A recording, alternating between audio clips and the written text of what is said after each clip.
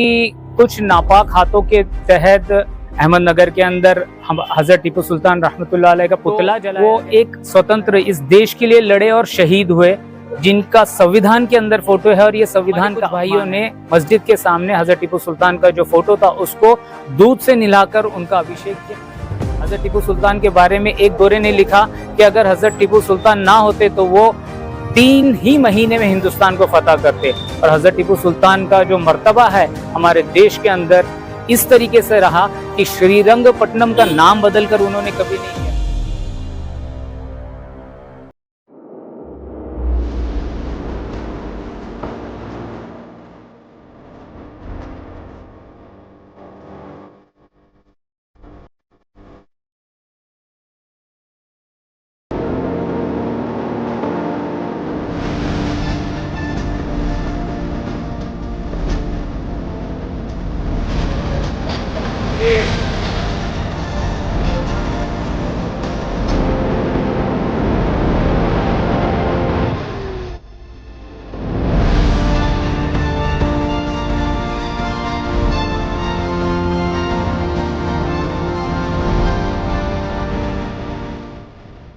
आज अहमदनगर के अंदर एक हादसा हुआ जिसको हम बड़े निंदनीय तौर पर देखते हैं कि हजरत टीपू सुल्तान जो first missile man of India, जिनकी काबिलियत के ऊपर पूरी दुनिया फ़ख्र करती है और हम बहैसियत मुसलमान हिंदुस्तानी हम लोग भी फ़ख्र करते हैं।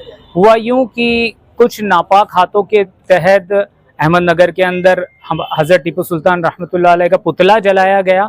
तो वो एक स्वतंत्र इस देश के लिए लड़े और शहीद हुए, जिनका संविधान के अंदर फोटो है। और ये संविधान का अपमान है। ऐसा हमारे समाज की तरफ से हमने कोतवाली के जो हमारे पीआई साहब हैं उनको रिक्वेस्ट की कि उसके ऊपर गुनाह दाखिल किया जाए। और हम कल सुबह हमारे लीगल एडवाइज़र से एडवाइस लेकर यहाँ पर हमारा गुनाह दाखिल करने की यहाँ पर आएंगे।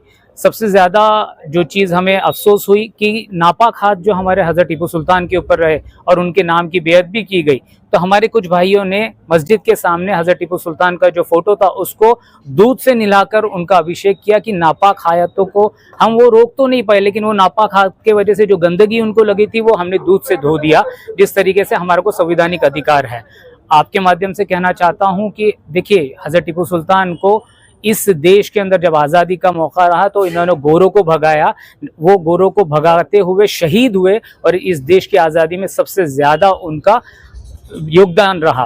और फर्स्ट मिसाइल मैन का खिताब, जिनकी मिसाइल और जिनकी टेक्नोलॉजी आज भी गोरे यूज़ करते हैं हिंदुस्तान, और वो गोरे आज भी हज़रत टीपू सुल्तान को हिंदुस्तानी बोलते हैं।